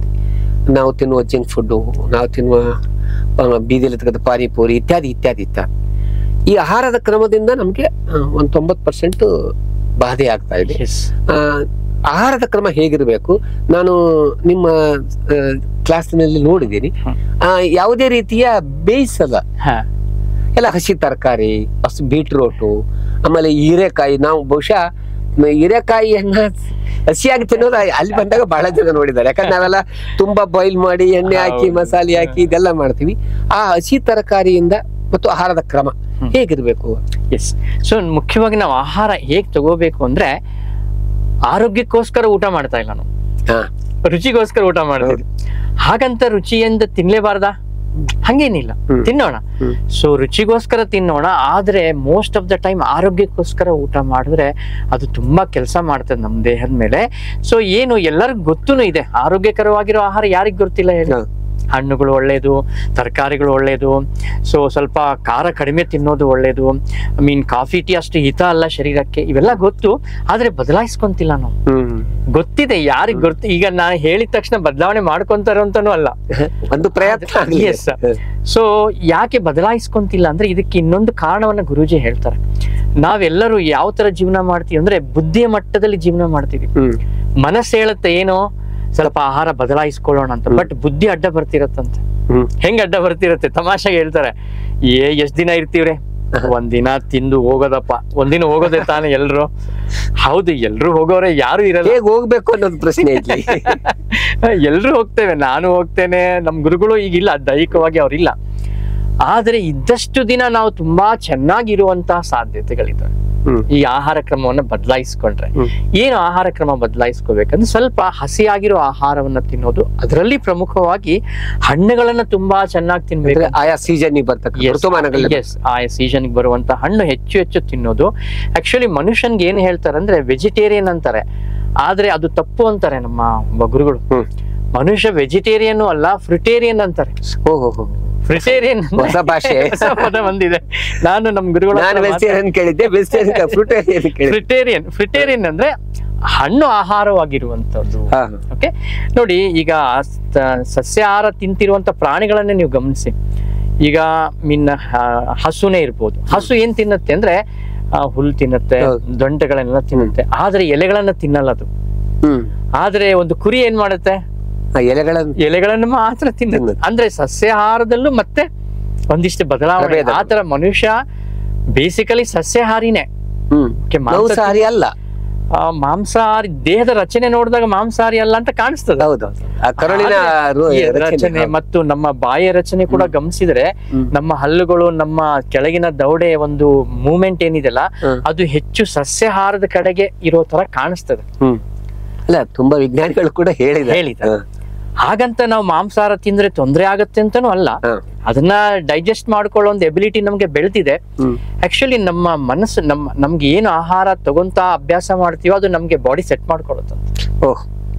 ಅದಕ್ಕೆ ಅಡ್ಜಸ್ಟ್ ಮಾಡ್ಕೊಂಡು ಏನ್ ಹಾಕಿದ್ರು ಅದು ಹೊಂದಿಕೆ ಬರುತ್ತೆ. ಆದ್ರೆ ಎಲ್ಲಿವರೆಗೆ ತಗೊಳುತ್ತೆ ಅನ್ನೋದು ಪ್ರಶ್ನೆ. ಎಲ್ಲಿವರೆಗೆ ತಗೊಳುತ್ತೆ, ಎಲ್ಲೆವರೆಗೆ ಅದಕ್ಕೆ ಸಾಮರ್ಥ್ಯ ಇದೆಯೋ ಅಲ್ಲಿವರೆಗೆ ತಗೊಳುತ್ತೆ. ಆಮೇಲೆ ಅಲ್ಲಿಂದ ಡೌನ್ ಫಾಲ್ ಶುರು ಆಗುತ್ತೆ, ರಿಯಾಕ್ಟ್ ಮಾಡಕ್ ಶುರು. ಸೊ ಅದನ್ನೇ ನಾವೇನಂತೀವಿ ಅಂದ್ರೆ ಕಾಯಿಲೆಗಳು, ಏನೋ ಶರೀರಕ್ಕೆ ತೊಂದರೆಗಳೆಲ್ಲ ಕಾಣಿಸ್ತಾ ಇರುವಂತ. ಬಟ್ ಸಸ್ಯಾಹಾರ ಹೆಚ್ಚು ತಗೊಂಡಾಗ, ಅದರಲ್ಲಿ ಪರ್ಟಿಕ್ಯುಲರ್ ಹಣ್ಣು ಜಾಸ್ತಿ ತಗೊಂಡಾಗ ಬಹುಶಃ ಶರೀರಕ್ಕೆ ಏನ್ ಬೇಕೋ ಅಥವಾ ಯಾವುದಕ್ಕೆ ಅದು ರೆಡಿ ಇದೆಯೋ ಅದನ್ನೇ ನಾವು ಕೊಡ್ತಿದ್ದಾಗ ಅದ್ರ ಅಸಹಜವಾಗಿ ಸುಮಾರು ವರ್ಷಗಳೇನು, ನೂರಾರು ವರ್ಷಗಳು ಜೀವನ ಮಾಡಕ್ಕೆ ಸಾಧ್ಯತೆ ಇದೆ. ಈಗ ಹಿಮಾಲಯದಲ್ಲೆಲ್ಲ ಹೇಳ್ತಾರೆ, ನಾವಂತೂ ನೋಡಿಲ್ಲ, ಆದ್ರೆ ಇರೋದಂತೂ ಸತ್ಯನೇ. 100-200 ವರ್ಷಗಳು ಆರಾಮಾಗಿ ಯುವಕರ ತರಾನೇ ಇದ್ದಾರೆ ಅಂತೆ. ಸೊ ಏನ್ ಕಾರಣ ಅಂದ್ರೆ ಬಹುಶಃ ಈ ಒಂದು ಆಹಾರದ ಕ್ರಮ ಮತ್ತು ಜೀವನ ಶೈಲಿಗಳೇ ಕಾರಣ ಅಂತ ಹೇಳ್ಬೋದು. ಒಂದು ಬುದ್ಧಿ, ಇತ್ತೀಚಿನ ನಾನ್ ವೆಜಿಟೇರಿಯನ್ ಮತ್ತು ವೆಜಿಟೇರಿಯನ್ ಕೂಡ ಈ ಕೋಳಿ ನಾನು ಬಹಳ ಮಂದಿ ಬಾಯಲ್ಲಿ ಕೇಳಿದ್ದೀನಿ. ಮೊದಲು ನಮ್ಮ ಸಾಮಾನ್ಯವಾಗಿ ನಾಟಿ ಕೋಳಿ ಏನಂತೀವಲ್ಲ, ಅದು 6 ತಿಂಗಳು 7 ತಿಂಗಳ ತನಕ ಸಮೃದ್ಧ ಆಗೋದಿಲ್ಲ. ಅದು ಇತ್ತೀಚೆಗೆ ಈ ಫಾರ್ಮ್ ಕೋಳಿ ಅಂತ ಬಂದಿದೆ. ವಿಜ್ಞಾನಿಗಳು ಕೂಡ ಹೇಳ್ತಾರೆ ಅದು ಅತ್ಯಂತ ಅಪಾಯಕಾರಿ ಅಂತ. ಯಾವುದೋ ಒಂದು ಹಾರ್ಮೋನ್ಸ್ ಇಂಜೆಕ್ಷನ್ ಕೊಟ್ಟು 40 ದಿನದಲ್ಲಿ ಅದು ತಯಾರಾಗ್ಬಿಡುತ್ತೆ. ಅಂತ ಆಹಾರ ಕ್ರಮ, ಅಂತ ಆಹಾರ ತಿಂದ್ರೆ ಬಹುಶಃ ಮನುಷ್ಯನಿಗೆ ಯಾವ ರೀತಿ ಅಡ್ಡ ಪರಿಣಾಮ ಆಗ್ಬೋದು? ಖಂಡಿತ ಆಗತ್ತಲ್ವಾ. ಈಗ ಸಹಜವಾದ ಒಂದು ಅಂಡರ್ಸ್ಟ್ಯಾಂಡಿಂಗ್ ಇದು. ಈಗ ನಮ್ಗೇನೆ ಎಷ್ಟು ದೇಹದಕ್ಕೆ ನಮ್ಗೆ ಏನು ಹಾರ್ಮೋನ್ಸ್ ಅಥವಾ ಪ್ರೋಟೀನ್ಸ್ ಬೇಕು ಅಷ್ಟನ್ನ ತಗೊಂಡಾಗ ಚೆನ್ನಾಗಿರ್ತೀವಿ. ಬೈ ಫೋರ್ಸ್ ನಿಮ್ಗೆ ಕೊಟ್ರೆ ಪ್ರೋಟೀನ್ ಹೆಚ್ಚಾದ್ರೆ ಕಷ್ಟ, ತೊಂದರೆ ಆಗತ್ತಲ್ವಾ. ಸೊ ಈಗ ಅದು ಅಸಹಜವಾಗಿ ಬೆಳೆದಿರುವಂತದ್ರಲ್ಲಿ ಏನೇನ್ ತೊಂದರೆಗಳಾಗ್ತಿದ್ಯೋ ಅದಕ್ಕೂ ಕಾಯಿಲೆ ಬಂದಿರ್ಲೇಬೇಕಲ್ಲ. ಈಗ ಅದನ್ನ ನಾವು ತಗೊಂಡಾಗ ಮತ್ತೆ ನಮ್ಗೆ ಆಗುವಂತದ್ದೇ ಸಮಸ್ಯೆಗಳು. ಸೊ ಅದನ್ನ ನಾವು ಅರ್ಥಕೊಂಡ್ರೆ ಒಳ್ಳೇದಂತ ಅನ್ಸುತ್ತೆ. ಇಲ್ದೆ ಹೋದ್ರೆ ಸಮಸ್ಯೆಗಳು ಆಗ್ಲೇ ಕಾಣಿಸ್ತಾ ಇದೆ, ಜನರಿಗೆ ಕಾಣಿಸ್ತಾ ಇದೆ. ಇತ್ತೀಚೆಗೆ ಬುದ್ಧಿ ಬಹುಶಃ ನೀವು ಗಮನಿಸ್ತಾ ಇರ್ತೀರಾ, ನಿಮ್ಮ ಶಿಬಿರಕ್ಕೆ ಬಂದಿರತಕ್ಕಂಥ ಅನೇಕರು ಆತಂಕದಿಂದ ಮಾತಾಡಿರ್ತಾರೆ. ಶುಗರ್ ಇಷ್ಟು ಹಬ್ಬತಾ ಇದೆ, ಪ್ರತಿದಿನ 10-15 ಜನ ಶುಗರ್ ಒಳಗಾಗ್ತಾ ಇದ್ದಾರೆ. ಅಂತ ಶುಗರ್ ಗುಳಿಗೆ ತಗೊಂತಾರದೆಲ್ಲ ಮಾಡ್ತಾರೆ. ಆ ತರಹದ ಸಕ್ರಿಯ ಕಾಯಿಲೆ ಪೇಷಂಟ್ಸ್ ನಿಮ್ಮ ಶಿಬಿರಕ್ಕೆ ಬಂದ್ರೆ ಅವ್ರ ಆರೋಗ್ಯ ಹೇಗೆ ಸುಧಾರಣೆ? ಖಂಡಿತವಾಗೂ. ಸೊ ಆಕ್ಚುಲಿ ಶುಗರ್ ಅನ್ನೋದು ಒಂದು ಆರೋಗ್ಯ ಸಮಸ್ಯೆ ಅಲ್ಲ, ಕಾಯಿಲೆ ಅಲ್ಲ, ಕ್ರಮ. ಈ ಒಂದು ಜೀವನ ಶೈಲಿ ತೊಂದರೆಗಳಿಂದ ಬರ್ತಾ ಇರುವಂತದ್ದು. ಅದು ನಮ್ಮ SSY ಕಾರ್ಯಕ್ರಮದಲ್ಲಿ 100ಕ್ಕೆ 100ರಷ್ಟು ಶುಗರ್ ನಾರ್ಮಲ್ ಬಂದಿದ್ದಾರೆ.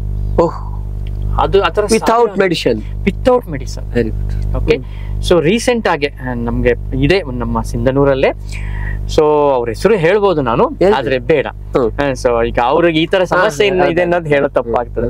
ಸೊ ಅವ್ರಿಗೆ ಕ್ಲಾಸಿಗೆ ಬಂದು ಅವ್ರಿಗೆ ಬೆಂಗಳೂರಿಗೆ ಹೋಗ್ತಾ ಇದ್ರಂತೆ ಟ್ರೀಟ್ಮೆಂಟ್ಗೆ ಯಾವಾಗ.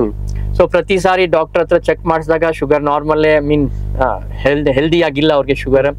ಸೊ ಡಾಕ್ಟ್ರು ಮೆಡಿಸಿನ್ ಪ್ರಿಸ್ಕ್ರೈಬ್ ಮಾಡ್ತಾನೆ ಇದ್ರು. ಸೊ ರೀಸೆಂಟ್ ಆಗಿ ಕ್ಲಾಸಿಗೆ ಬಂದ್ರು ಅವರು. ಕ್ಲಾಸ್ ಬಂದು 16 ದಿನ ಎಲ್ಲಾ ಕಾರ್ಯಕ್ರಮ ಮುಗಿಸ್ಕೊಂಡು ಚೆಕ್ ಮಾಡಿಸ್ಕೊಳಕ್ಕೆ ಬೆಂಗಳೂರಿಗೆ ಹೋದ್ರಂತ. ಹೋಗಿ ಅಲ್ಲಿ ಚೆಕ್ಅಪ್ ಆದ ತಕ್ಷಣ ನನಗೆ ಕಾಲ್ ಮಾಡಿದ್ರು. ತುಂಬಾ ಸಂತೋಷವಾಗಿ ಕಾಲ್ ಮಾಡಿದ್ರು. ಡಾಕ್ಟರ್ ಆಶ್ಚರ್ಯ ಪಡ್ತಿದ್ದಾರೆ, ಮಹೇಶ್ ಈ ತರ ನಂಗೆ ಶುಗರ್ ನಾರ್ಮಲ್ ಬಂದಿದೆ, ಏನ್ ಮಾಡಿದ್ಯಪ್ಪ ಅಂತ ಡಾಕ್ಟರ್ ಕೇಳ್ತಿದ್ದಾರೆ ನಂಗೆ. ಆಕ್ಚುಲಿ ಯಾಕೆ ಇದು ಬದಲಾವಣೆ ಆಗ್ತಂದ್ರೆ ಇದಕ್ಕೆ 2-3 ಕಾರಣ ಹೇಳ್ಬೋದು. ಒಂದು, ಇಲ್ಲಿ ಹೇಳ್ಕೊಡೋ ಪ್ರಾಣಾಯಾಮದ ಪರಿಣಾಮಗಳು. ಇನ್ನೊಂದು ಪರಿಣಾಮ ಏನಂತಂದ್ರೆ ನಮ್ಮ ಮಾನಸಿಕ ಒತ್ತಡಗಳು. ಆಕ್ಚುಲಿ ಸಕ್ಕರೆ ಕಾಯಿಲೆಗೆ ಮನಸ್ಸಿನ ಒತ್ತಡನೂ ಕಾರಣ. ಸೊ ಇಲ್ಲಿ ಇವೆರಡೂ ಪರಿಣಾಮಗಳಾಗತ್ತೆ. ಜೊತೆಗೆ ಆಹಾರದ ಕ್ರಮ ತುಂಬಾ ಚೆನ್ನಾಗಿರುತ್ತೆ. ನಮ್ಮ ಕ್ಲಾಸಿಗೆ ಬಂದಂತವ್ರು ನಾರ್ಮಲಿ ಶುಗರ್ ಕಾಯಿಲೆ ಇರುವಂತವ್ರು ಹಣ್ಣು ತಿನ್ನಲ್ಲ, ಸಕ್ಕರೆ ಮುಟ್ಟೋದಿಲ್ಲ. ಆದ್ರೆ ಕಾರ್ಯಕ್ರಮಕ್ಕೆ ಬಂದಂತವ್ರು ಹಣ್ಣು ತಿಂತಾರೆ, ಸಕ್ಕರೆ ಅಂಶನೂ ತಗೋತಾರೆ, ಆದ್ರೆ ಶುಗರ್ ಲೆವೆಲ್ ಬದಲಾವಣೆ ಆಗಿಲ್ಲ, ಮೀನ್ ನಾರ್ಮಲ್ ಬಂದಿದೆ. ಯಾಕೆ ಅಂದ್ರೆ ಪ್ರಾಣಾಯಾಮ ತುಂಬಾ ಕೆಲಸ ಮಾಡುತ್ತೆ ಮತ್ತು ಆ ಮೆಡಿಟೇಷನ್ ಏನಿದೆಲ್ಲ ಅದು ಶರೀರ ಮನಸ್ಸು ಎರಡನ್ನೂ ಶಾಂತತೆಗೊಳಿಸ್ತದೆ. ಅಂದ್ರೆ ಬಹುಶಃ ಮನಸ್ಸಿಗೂ ಮತ್ತು ಕಾಯಿಲೆಗೂ ನೇರವಾದ ಸಂಬಂಧ ಇದೆ. ಖಂಡಿತವಾಗೂ ನೇರ ಸಂಬಂಧ ಇದೆ. ಯಾಕೆಂದ್ರೆ ಮನಸ್ಸಿನಲ್ಲಿ ಆಗುವಂತ ಬದಲಾವಣೆಗಳು ನೇರ ದೇಹದ ಮೇಲೆ ಪರಿಣಾಮ ಮಾಡ್ತಿದೆ. ಉದಾಹರಣೆಗೆ ನೋಡಿ, ಈಗ ನಮ್ಗೆ ಇಲ್ಲೊಂದು ಹಾವು ಬಂತು ಅನ್ಕೊಳ್ಳಿ, ಸಡನ್ ಆಗಿ ನೀವು ಕುಂತಿರೋ ಪ್ಲೇಸ್ ಅಲ್ಲಿ ಹಾವು ಬಂದ್ರೆ ಏನಾಗುತ್ತೆ ನಿಮ್ಗೆ? ತುಂಬಾ ಗಾಬರಿಯಾಗಿ, ತುಂಬಾ ಮನಸ್ಸಿನ ಮಟ್ಟದಲ್ಲಿ ತುಂಬಾ ಭಯ ಆಗತ್ತೆ. ಮನಸ್ಸಿನಲ್ಲಿ ಭಯ ಆಗ್ತಿದ್ರೆ ಶರೀರ ಸುಮ್ನೆ ಇರತ್ತಾ? ಶರೀರ ಒತ್ತಡಗೊಳಗ, ಐ ಮೀನ್ ಹಾರ್ಟ್ ಬೀಟ್ ಜಾಸ್ತಿ ಆಗ್ತದೆ, ಪಲ್ಸ್ ರೇಟ್ ಜಾಸ್ತಿ ಆಗತ್ತೆ, ಬೆವರು ಬರಕ್ ಶುರು ಆಗತ್ತೆ. ಇದೆಲ್ಲವೂ 1 ಕಿಲೋಮೀಟರ್ ನೀವು ಓಡಿದ್ರಿ ಅನ್ಕೊಳ್ಳಿ, ಆ ತರ ಆಗತ್ತೆ. ಆದ್ರೆ ಬರೀ ಒಂದು ಹಾವು ಬಂದ್ರೆ ಅಷ್ಟೇ ಆಗತ್ತೆ. ಅಂದ್ರೆ 1 ಕಿಲೋಮೀಟರ್ ದೇಹ ದಣದಾಗ ಏನ್ ಪರಿಣಾಮ ಆಗ್ಬೇಕು ಅದೆಲ್ಲವೂ ಬರೀ ಒಂದು ಹಾವು ಬಂದ್ರೆ ಆಗತ್ತೆ. ಅಂದ್ರೆ ಮನಸ್ಸಿನಲ್ಲಿ ಆಗೋ ಪರಿಣಾಮಗಳು ನೇರ ದೇಹದ ಪರಿಣಾಮಗಳು ಆಗ್ತಾ ಇದಾವೆ. ಅಂದ್ರೆ ನಮ್ಗೆ ಬರ್ತಿರೋ ಕಾಯಿಲೆಗಳು, ಮೋಸ್ಟ್ ಆಫ್ ದ ಡಿಸೀಸಸ್ ಎಲ್ಲ ಏನು ಅಂದ್ರೆ ಡಾಕ್ಟರ್ಸ್ ಅಥವಾ ಮನಃಶಾಸ್ತ್ರಜ್ಞರು ಹೇಳುವಾಗೆ ಸೈಕೋಸೊಮ್ಯಾಟಿಕ್ ಡಿಸೀಸ್ ಅಂತ ಹೇಳ್ತೇವೆ. ಸೈಕೋಸೊಮ್ಯಾಟಿಕ್ ಅಂದ್ರೆ ಮನಸ್ಸಿಂದ ಬರ್ತಾ ಇರತಕ್ಕಂಥ, ಮನಸ್ಸಿಗೆ ಸಂಬಂಧಪಟ್ಟ. ಆದ್ರೆ ನಾವು ಔಷಧ ಎಲ್ಲಿ ತಗೋತಿದೀವಿ? ದೇಹಕ್ಕೆ ಆದ್ರೆ ಅದು ಹಾಗೆ ಬರ್ತಾನೆ ಇದೆ, ಸ್ಲೋ ಹಂಗೆ ಇದೆ. ನಾವ್ ಇಲ್ಲಿ ಮಾತ್ರ ಏನೋ ಸ್ಟಾಪ್ ಮಾಡ್ದಂಗ್ ಕಾಣಿಸ್ತೀವಿ, ಅದು ಒತ್ತಡ ಜಾಸ್ತಿ ಬರ್ತಾನೆ. ಸೊ ಅದಕ್ಕೆ ಮೆಡಿಸನ್ ನಿಂದ ಯಾರಿಗೂ ಶುಗರ್ ಹೋಗಿ ನಾರ್ಮಲ್ ಆಗಿಲ್ಲ, BP ನಾರ್ಮಲ್ ಆಗಿಲ್ಲ, ಆರ್ಥ್ರೈಟಿಸ್, ಆಸಿಡಿಟೀಸ್ ಕಂಟ್ರೋಲ್ ಆಗ್ತಿದಾವೆ, ಹೊರತು ಹೋಗ್ತಾ ಇಲ್ಲ. ಯಾಕಂದ್ರೆ ಮೂಲ ಹಂಗೆ ಇದೆ. ಸೊ ಅದಕ್ಕೆ ನಾವು ಮೂಲಕ್ಕೆ ಮೆಡಿಸನ್ ಕೊಡ್ಬೇಕು. ಆ ಮೂಲಕ್ಕೆ ಮೆಡಿಸನ್ ಏನಿದೆಲ್ಲ ಅದನ್ನೇ ಸಮಾಧಿ ಅಂತ ಹೇಳ್ಬೋದು, ಧ್ಯಾನ ಅಂತ ಹೇಳ್ಬೋದು ಆಡು ಭಾಷೆಯಲ್ಲಿ. ಮೂಲವಾಗಿ ಒಂದಿಷ್ಟು ಮನಸ್ಸು ಚಂದ ಆಗ್ಬೇಕು. ಅಂದ್ರೆ ಮೆಡಿಸಿನ್ ನಿಂದ ಮೆಡಿಟೇಷನ್ ಕಡೆಗೆ ಬನ್ನಿ ಅಂತ. Medication to meditation. ಸರಿ, ಈಗ ಕೆಲವರಿಗೆ ಹೃದಯದ ಕಾಯಿಲೆ ಇದೆ, ಏರಿಳಿತ, ಬಡಿತ, ತಲೆದ, ಆ ಕಾಯಿಲೆಗೆ ಕೂಡ ಔಷಧಿಗಳನ್ನು ತಗೊಂತಾ ಇದ್ದಾರೆ. ಅಂತವ್ರು ಶಿಬಿರಕ್ಕೆ ಬರ್ಬಹುದಾ? ಖಂಡಿತವಾಗೂ. ಸೊ ಒಬ್ರು ಡಾಕ್ಟರ್ ಹಿರೇಮಠ್ ಅಂತೇಳಿ ಪೂನಾದಲ್ಲಿ, ಅವರೊಬ್ಬ ಕಾರ್ಡಿಯಾಲಜಿಸ್ಟ್, ಹೃದಯ ತಜ್ಞರು. ಸೊ ಅವರು ನಮ್ಮ SSY ಜೊತೆ ತುಂಬಾ ಒಂದು ಕೋಆರ್ಡಿನೇಷನ್ ಇದೆ ಅವ್ರಿಗೆ. ಅವರು ಈ ಕಾರ್ಯಕ್ರಮ ಅಟೆಂಡ್ ಮಾಡಿದ್ದಾರೆ, ಅವ್ರದ್ದು ವಿಡಿಯೋಸ್ ನನ್ನ ಕಡೆ ಇದೆ. ಸೊ ಅವರು ಗುರೂಜಿ ಅವ್ರ ಜೊತೆ ಈ ಕಾರ್ಯಕ್ರಮ ಬಗ್ಗೆ ತುಂಬಾ ಚರ್ಚೆ ಮಾಡಿ, ಹೃದಯ ರೋಗ ಇರುವಂತವ್ರಿಗೆ ಇದನ್ನ ಪ್ರಿಸ್ಕ್ರೈಬ್ ಮಾಡಿ ಆ ಒಂದು ಅಂಡರ್ ಅಬ್ಸರ್ವೇಷನ್ ಅಲ್ಲಿ ಅವ್ರಿಗೆ ಇದನ್ನ ಅಪ್ಲೈ ಮಾಡಿದ್ದಾರೆ. ಏನೋ ಪ್ರಾಣಾಯಾಮ, ಫುಡ್ ಸಿಸ್ಟಮ್ ಮತ್ತು ಮೆಡಿಟೇಷನ್. ಈ ಪರಿಣಾಮ ಏನಾಗಿದೆ ಅಂದ್ರೆ, ಅಲ್ಲಿ ಬಂದಂತ ಪೇಷಂಟ್ಸ್ ಉದಾಹರಣೆಗೆ ಒಂದು 40 ಜನ ಇದ್ರು ಅಂತ ಹೇಳ್ತಾರೆ. ಸೊ ಅದರಲ್ಲಿ ಸುಮಾರು ಒಂದು 25 ಜನರಿಗೆ ವಿತೌಟ್ ಸರ್ಜರಿ ಅವರು ಕ್ಯೂರ್ ಆಗಿದ್ದಾರೆ. ಸ್ವಲ್ಪ ಹೈಯರ್ ತೊಂದರೆ ಇರುವಂತವ್ರಿಗೆ ಸರ್ಜರಿ ಮಾಡಿದ್ದಾರೆ. ಸೊ ಅವ್ರು ಈಗ ಅದನ್ನ ಪ್ರಿಸ್ಕ್ರೈಬ್ ಮಾಡ್ತಿದ್ದಾರೆ. ಏನಂದ್ರೆ ವಿತೌಟ್ ಸರ್ಜರಿನೇ ನಾವು ಇದೆಲ್ಲವನ್ನು ಬದಲಾಯಿಸ್ಕೋಬಹುದು. ಮ್ಯಾಕ್ಸಿಮಮ್ ಆಮೇಲೆ ಬೇಕಾದ್ರೆ ಹೋಗ್ಬೋದು, ಬಟ್ ಇನಿಷಿಯಲಿ ನಾವು ಹೋಗೋ ಅವಶ್ಯಕತೆ ಇಲ್ಲ. ಸೊ ಹೃದಯಕ್ಕೆ ಸಂಬಂಧಿಸಿದ ಪ್ರತಿಯೊಂದು ತೊಂದರೆಗೂ ಕೂಡ SSY ನ ಪ್ರಿಸ್ಕ್ರೈಬ್ ಮಾಡ್ತಾ ಇದ್ದಾರೆ. ಅದು ಕೂಡ ಮನಸ್ಸಿನ ಕಾಯಿಲೆ. ಎಸ್, ಖಂಡಿತವಾಗಿ. ಈಗ ಮನಸ್ಸಿಂದ ಒತ್ತಡಗಳು, ಒತ್ತಡಗಳಿಂದ ಬ್ಲಡ್ ಪ್ರೆಷರ್ ವೇರಿಯೇಷನ್ ಆದ ತಕ್ಷಣ ಮತ್ತೆ ಅದು ಹೃದಯಕ್ಕೆ ತೊಂದರೆ ಕೊಡುತ್ತೆ. ಈಗ ನಮಗೆ ಆಹಾರ ಕ್ರಮ ನೀವು ಹೇಳಿದಾಗೆ ಗೊತ್ತು, ಅನುಸರಿಸಕ್ ಆಗ್ತಾ ಇಲ್ಲ. ಆಮೇಲೆ ಈ ಅನೇಕ ತರಕಾರಿಗಳು ಇದಾವೆ ಬುದ್ಧಿ. ಈಗ ಎಕ್ಸಾಂಪಲ್ ನಿಮ್ಮಲ್ಲಿ ಪಾಲಕ್ಕು, ಆಮೇಲೆ ಬೀಟ್ರೂಟು, ಹೀರೆಕಾಯಿ, ಇವೆಲ್ಲ ಒಂದು ಸಾಲಡ್ ಮಾಡ್ತೀರಿ, ಅದೆಲ್ಲ ಕೂಡಿಸಿ ಬಹಳ ಚೆನ್ನಾಗಿರುತ್ತೆ ಕೂಡ, ಬೆಲ್ಲ ಹಾಕಿ. ಆ ತರಕಾರಿಗಳಲ್ಲಿ ಏನೇನು ಇರುತ್ತೆ ಅಂತ ನಮ್ಮ ವೀಕ್ಷಕರಿಗೆ ಹೇಳ್ಬೋದ ತಾವು? ಎಸ್, ತರಕಾರಿಗಳು ನಾವೇನೇನು ತಿನ್ಬೋದು ರುಚಿಕರವಾಗಿ. ಆಕ್ಚುಲಿ ನಾವು ಊಟದಲ್ಲಿ ನಮ್ಗಿರೋ ಸಮಸ್ಯೆ ಏನು? ರುಚಿ ಸಮಸ್ಯೆ. ನಾವ್ ಯಾಕೆ ಆರೋಗ್ಯಕರವಾದನ್ನ ತಿಂತಾ ಇಲ್ಲ ಅಂದ್ರೆ ಒಂದೇ ಕಾರಣ, ಅಷ್ಟು ರುಚಿ ಇಲ್ವಲ್ರಿ, ಹೆಂಗ್ ತಿನ್ನೋದು ಅಂತ. ಒಂದು ವೇಳೆ ನಾವೇನಾದ್ರೂ ತರಕಾರಿಗಳನ್ನ, ಹಣ್ಣುಗಳನ್ನ ಇವುಗಳು ಸ್ವಲ್ಪ ರುಚಿಕರವಾಗಿ ಮಾಡ್ಕೊಳ್ಳುವಂತದ್ದು ಏನಾದ್ರು ಸಾಧ್ಯತೆ ಆದ್ರೆ ತುಂಬಾ ಚೆನ್ನಾಗಿ ತಿನ್ಬೋದು.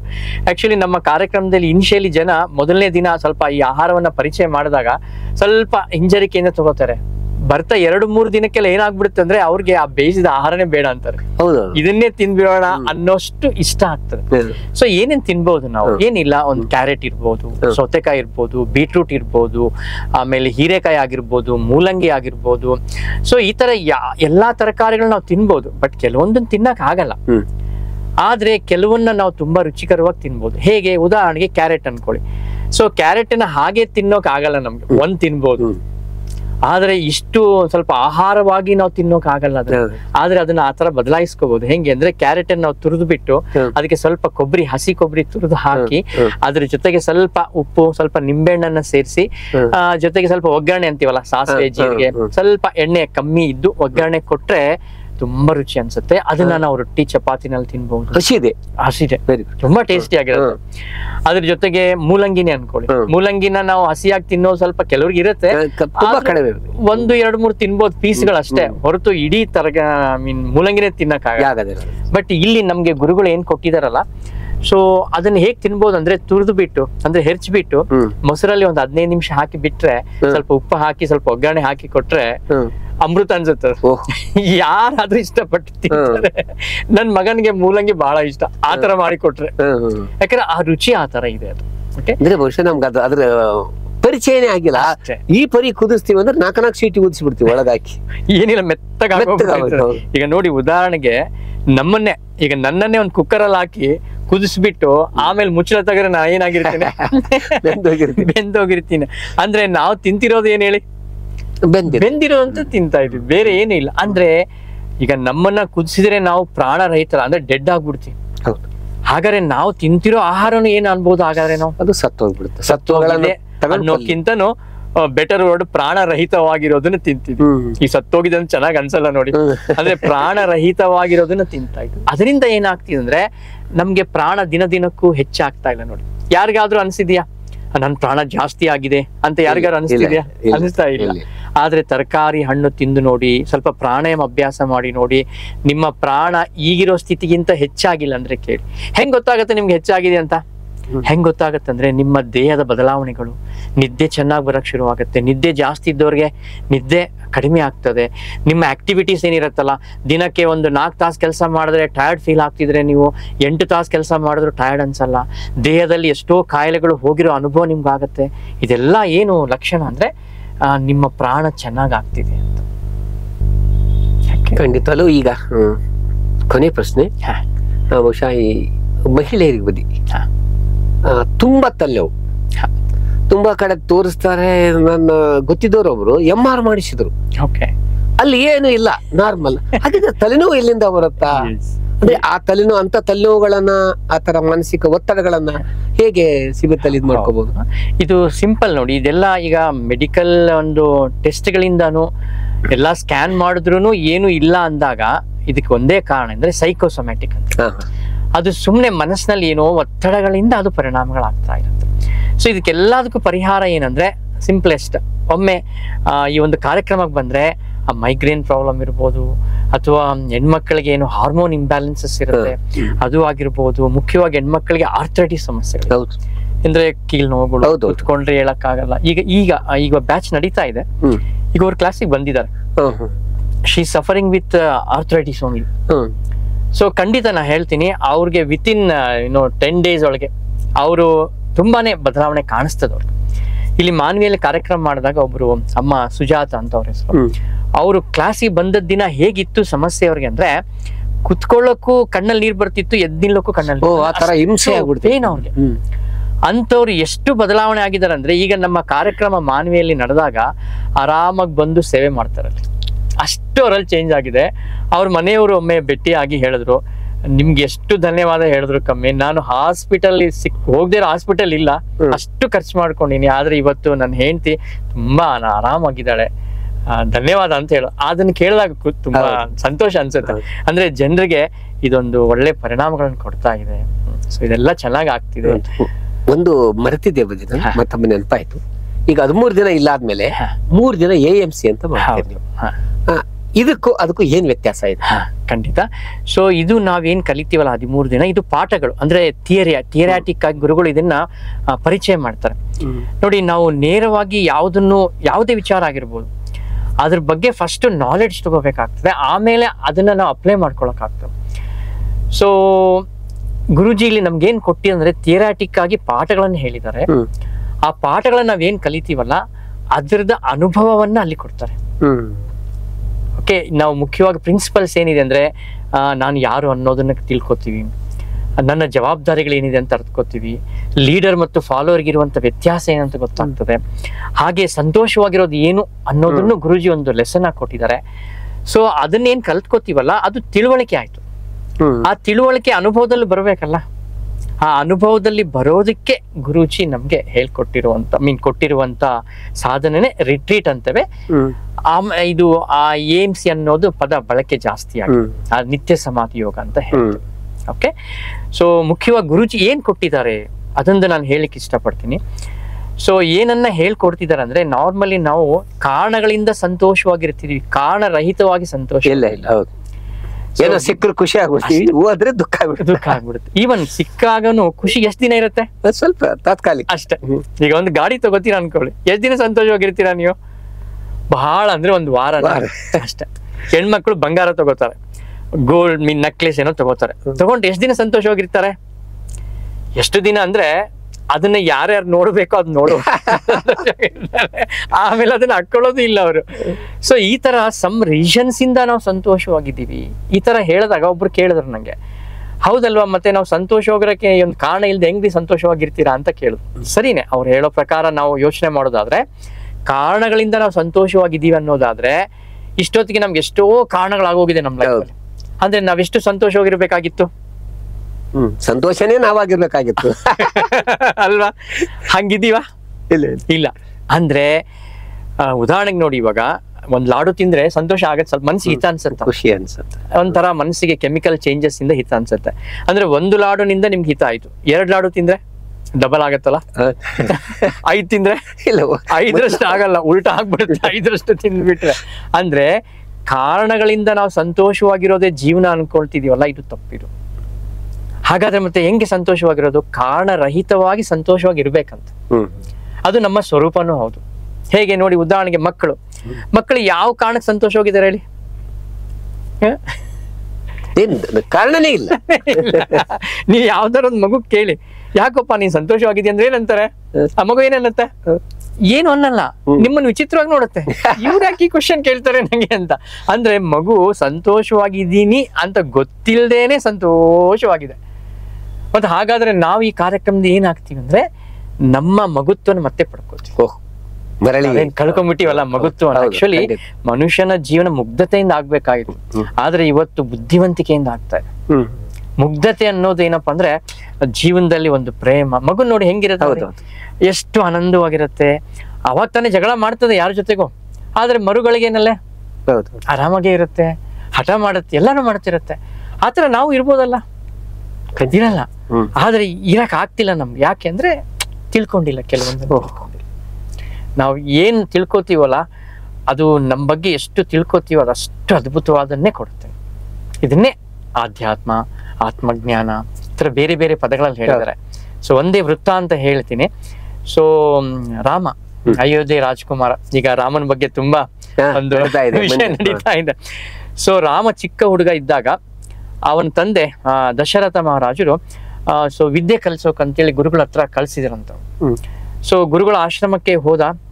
ಆಶ್ರಮದ ಒಳಗಡೆಯಿಂದ ಗುರುಗಳು ಕೇಳಿದ್ರಂತೆ ಮಗುಗೆ, ಏನಪ್ಪಾ ಮಗು, ಯಾರಪ್ಪ ನೀನು ಅಂತ ಕೇಳಿದ್ರಂತೆ. ಆಕ್ಚುಲಿ ಗೊತ್ತಿದೆ, ರಾಜಕುಮಾರ ಅಥವಾ ದಶರಥನ ಮಗ ಬಂದಿದ್ದಾನಂದ್ರೆ ಯಾರಿಗ್ ಗೊತ್ತಿರಲ್ಲ ಹೇಳಿ ಆ ಟೈಮಲ್ಲಿ. ಸೊ ಆದ್ರೂ ಪ್ರಶ್ನಿಸ್ಬೇಕಂತ ಕೇಳ್ದ. ಆ ಹುಡುಗನ ಪರೀಕ್ಷೆ ಮಾಡ್ಬೇಕಾಗಿತ್ತು. ಸೊ ಮಗುವನ್ನ ಕೇಳಂತೆ, ಯಾರಪ್ಪ ಮಗು ನೀನ್ ಅಂದ್ರೆ, ಆ ಹುಡುಗ ಏನ್ ಉತ್ತರ ಹೇಳ್ಬೇಕಾಗಿತ್ತು? ಸಾಮಾನ್ಯವಾಗಿ ನಾವು ಸಾಮಾನ್ಯ ಭಾಷೆಯಲ್ಲಿ ತಂದೆ ದಶರಥನ ಮಗ ಅಷ್ಟೇ ಅಲ್ಲ, ದಶರಥನ ಮಗ, ಅಯೋಧ್ಯೆ ರಾಜಕುಮಾರ, ಈ ತರ ಹೇಳ್ಬೇಕಾಗಿತ್ತು. ಬಟ್ ಆ ಹುಡುಗ ಹೇಳಿದ ಉತ್ತರ ಇಡೀ ಭಾರತದ ಸಂಸ್ಕೃತಿಯನ್ನ ತೋರಿಸುವಂಥದ್ದು. ನಿಜವಾಗ್ಲೂ ಅದನ್ನ ಕೇಳಿದಾಗ ನಮ್ಗೆ ಒಬ್ರು ಹೇಳಿದ್ರು, ಮೇ ಬಿ ಆತರ ನಡೆದಿದೆಯೋ ಇಲ್ಲ ಗೊತ್ತಿಲ್ಲ, ಬಟ್ ಅದನ್ನ ವೃತ್ತ ಅಂತ ಅರ್ಥ ಮಾಡ್ಕೋದಿದೆಯಲ್ಲ, ಅದು ಅದ್ಭುತವಾಗಿದೆ. ಆ ಹುಡುಗ ಹೇಳಿದ್ನಂತೆ, ಪ್ರಶ್ನೆ ಏನಂದ್ರೆ ಯಾರಪ್ಪ ಮಗು ನೀನು ಅಂತ. ಆ ಹುಡುಗ ಹೇಳಿದಂತೆ, ಗುರುಗಳೇ ಅದನ್ನ ತಿಳ್ಕೊಳ್ಳೋಕೆ ನಾ ಬಂದಿದ್ದೀನಿ. ಇದು ಆಕ್ಚುಲಿ ಭಾರತ, ಮೂಲ ಭಾರತದ ಸಂಸ್ಕೃತಿ ಏನಂದ್ರೆ ನಾನು ಯಾರು ಅಂತ ಅರ್ಥಕೊಳ್ಳೋದೇ ನಮ್ಮ ಜೀವನ. ಬಟ್ ಅನ್ಫಾರ್ಚುನೇಟ್ಲಿ ನಾವು ಅದರಿಂದ ಸ್ವಲ್ಪ ಡಿವಿಯೇಟ್ ಆಗ್ಬಿಟ್ಟಿದ್ವಿ. ಮೂಲವಾಗಿ ಕ್ರಿಶ್ಚಿಯಾನಿಟಿ, ಇಸ್ಲಾಂ ಮತ್ತು ಹಿಂದೂ ಸಂಸ್ಕೃತಿ ಏನನ್ನ ಹೇಳುತ್ತೆ? ಆಕ್ಚುಲಿ ವ್ಯತ್ಯಾಸ ಇದೆ, ಆದ್ರೆ ಯಾವುದು ತಪ್ಪು ಅಲ್ಲ ಅದರಲ್ಲಿ.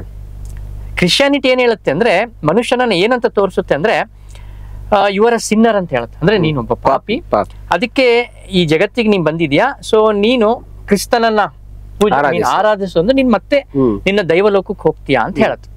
ಫೈನ್. ಸೊ ಹಂಗೆ ಇಸ್ಲಾಂ ಏನ್ ಹೇಳುತ್ತೆ? ಇಸ್ಲಾಂ ಏನಂದ್ರೆ ನಾನ್ ನಿನ್ನನ್ನು ಯಾಕೆ ಕಳಿಸಿದೀನಿ ಇಲ್ಲಿಗೆ, ಇಷ್ಟೇ, ನಿನ್ಗೆ ಕೆಲವೊಂದು ಪರೀಕ್ಷೆಗಳಿದೆ, ಆ ಪರೀಕ್ಷೆಯಲ್ಲಿ ನೀನ್ ಪಾಸ್ ಆದ್ರೆ ಮತ್ತೆ ನಿನ್ಗೆ ಜನ್ನತ್ ಬರುತ್ತೆ. ಎಸ್. ಸೊ ಆ ಕುರಾನ್ ನಲ್ಲಿ ಏನಿದೆ ಅಂದ್ರೆ ಇದೇ ಇದೆ, ನೀನ್ ಹೀಗೀಗ ಜೀವನ ಮಾಡ್ಬೇಕು. ಸೊ ಅದ್ರಲ್ಲಿ ಏನು ತಪ್ಪು ಅನ್ನೋ ಹುಡುಕ್ಬೇಕಾಗಿಲ್ಲ, ಅದು ಆ ತರ ಒಂದು ಅಂಡರ್ಸ್ಟ್ಯಾಂಡಿಂಗ್ ಇದೆ ಅವ್ರಿಗೆ. ಹಾಗಾದ್ರೆ ಭಾರತಕ್ಕೊಂದು ಮೂಲ ಜ್ಞಾನ ಇರ್ಬೇಕಲ್ಲ. ಏನು ಮೂಲ ಜ್ಞಾನ ಅಂತ ಕೇಳಿದ್ರೆ ಗೊತ್ತೇ ಆಗ್ತಿಲ್ಲ ತುಂಬಾ ಜನರಿಗೆ. ಏನು ಬಹಳಷ್ಟು ಜನ ನಮ್ಗೆ ಗೊತ್ತೇ ಇಲ್ಲ. ನಾವು ಸೋಕಾಲ್ಡ್ ಹಿಂದೂ ಸಂಸ್ಕೃತಿನಲ್ಲಿ ಇದೀವಿ, ಆದ್ರೆ ಹಿಂದೂ ಸಂಸ್ಕೃತಿ ನಲ್ಲಿ ಮೂಲ ಜ್ಞಾನ ಏನು ಅಂತ. ಆಕ್ಚುಲಿ ಮೂಲ ಜ್ಞಾನಕ್ಕೂ ಸಂಸ್ಕೃತಿಗೂ ವ್ಯತ್ಯಾಸ ಇದೆ. ಸಂಸ್ಕೃತಿ ಏನು?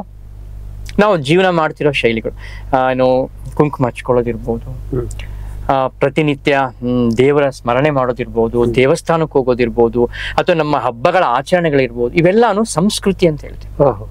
ಆದ್ರೆ ಮೂಲ ಜ್ಞಾನ ಇದಲ್ಲ. ಮೂಲ ಜ್ಞಾನ ಏನು ಅಂದ್ರೆ ಇಷ್ಟೇ ಹೇಳುತ್ತೆ ವೇದಗಳು, ಉಪನಿಷತ್ತುಗಳು, ಯು ಆರ್ ಬಾರ್ನ್ ಡಿವೈನ್ ಅಂತ ಹೇಳುತ್ತೆ.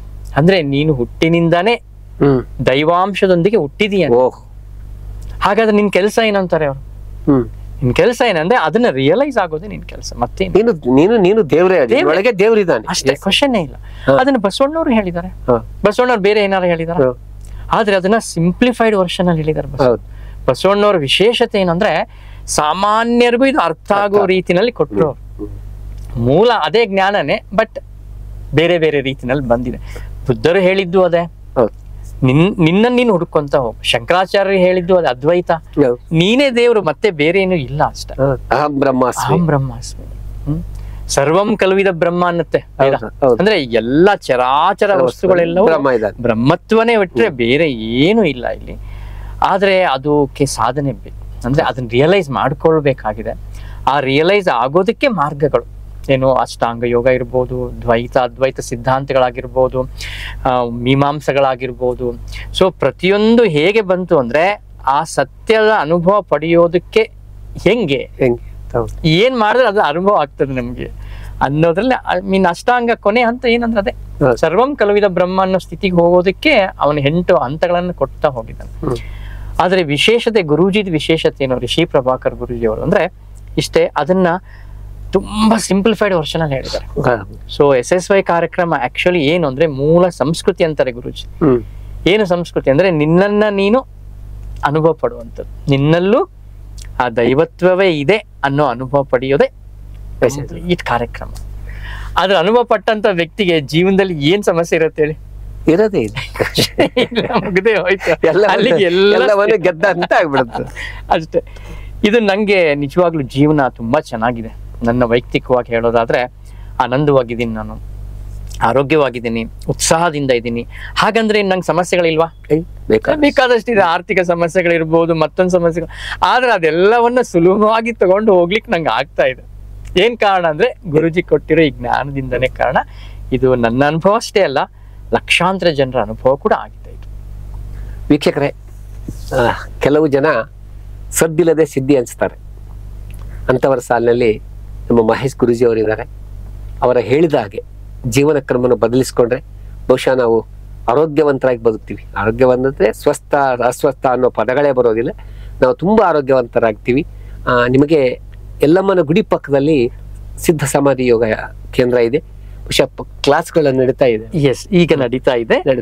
2 ತಿಂಗಳಿಗೊಮ್ಮೆ ಖಂಡಿತ ಒಂದು ಬ್ಯಾಚ್ ಇರುತ್ತೆ. ನೀವು ಬನ್ನಿ, ಅಲ್ಲಿ ಎಲ್ಲ ಸಮಸ್ಯೆಗಳಿಗೆ ಪರಿಹಾರ ಸಿಗುತ್ತೆ. ಇವತ್ತು ನಮ್ಮ ಕರೆಗೆ ಹೋಗೋದು ತುಂಬಾ ಸಲ ನಾನು ಗುರೂಜಿ ಅವ್ರನ್ನ ರಿಕ್ವೆಸ್ಟ್ ಮಾಡಿದ್ರೆ ಬನ್ನಿ ಬನ್ನಿ ಅಂತ. ಅವರ ಕೆಲಸ ಒತ್ತಡದಲ್ಲಿ ಆಗಿರ್ಲಿಲ್ಲ. ಇವತ್ತು ನಿಜಕ್ಕೂ ನಮ್ಮ ಭಾಗ್ಯ ಅಂತಾನೆ ನಾನು ಅನ್ಕೊಳ್ತೀನಿ.